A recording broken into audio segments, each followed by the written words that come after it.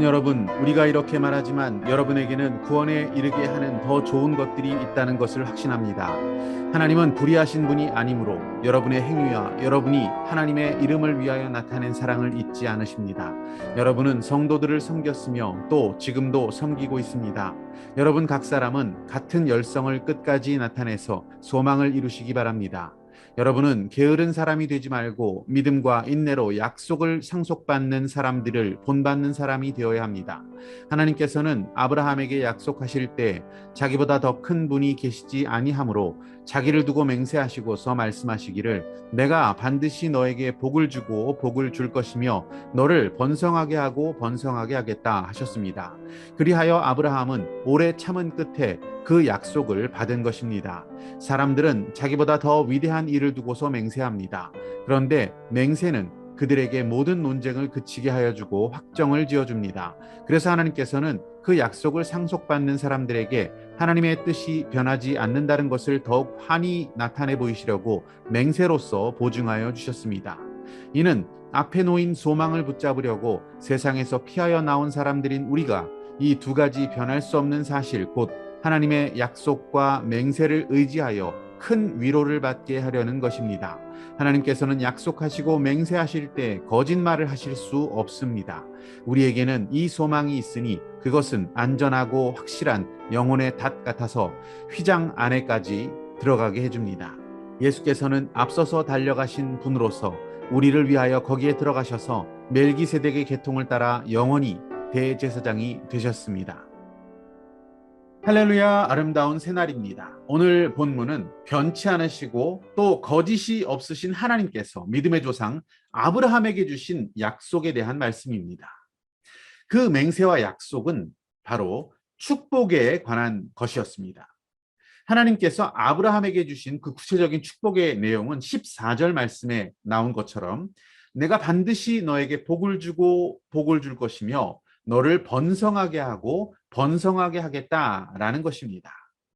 이 축복은 아브라함의 후손인, 즉 믿는 우리들에게도 동일하게 해당되어지는 축복입니다. 정말 놀라운 은혜의 약속이 아닐 수가 없습니다. 하나님께서는 자기 자신을 이 약속에 거십니다. 그래서 창세기 말씀에 불로 나타나시는 장면이 있기도 합니다. 하나님이 자기 자신을 걸어서 맹세하셨다는 것이 얼마나 대단한 것인지를 13절 말씀은 이렇게 묘사하고 있습니다. 하나님께서 아브라함에게 약속하실 때 자기보다 더 큰 분이 계시지 아니하므로 자기 자신을 두고 걸고 맹세하셨다라고 묘사하고 있습니다. 만유보다 더 큰 분이신 하나님께서 자기 자신을 걸고 맹세하셨습니다. 그래서 하나님의 이 맹세와 약속이라는 것은 거짓되지 않고 변하지 못할 사실이 되는 것입니다. 아브라함의 씨, 즉 믿음의 조상 아브라함의 후손인 우리들도 하나님의 이 맹세를 따라서 복을 받게 될 것이 약속되었습니다. 그 귀한 약속은 이미 이루어졌습니다. 아브라함의 후손으로 이 땅에 오신 예수 그리스도, 그분을 통하여서 이 놀라운 축복은 완성되었던 것입니다. 20절 말씀을 보시면 예수님께서는 우리를 위하여 거기에 휘장 안에 들어가셔서 영원한 대제사장이 되셨다라고 말씀합니다. 대제사장이신 예수님께서는 죄를 속하는 그 장소, 휘장을 지나 지성소로 들어가서 우리의 모든 죄를 영원히 다 씻어 용서해 주시고 도말해 주셨다는 말씀입니다. 죄로 인한 형벌이 우리에게 있었습니다.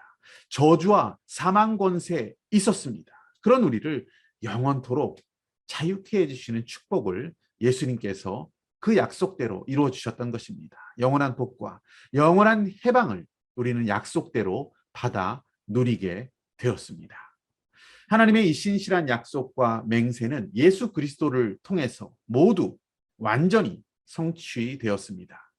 내가 반드시 너에게 복을 주고 또 복을 주고 너를 번성케 하고 번성케 하리라 라고 하시는 그 말씀이 이루어졌습니다. 거짓말을 하실 수 없는 하나님을 믿는 우리는 이 약속된 복과 구원을 확실히 받아서 누리게 되었습니다.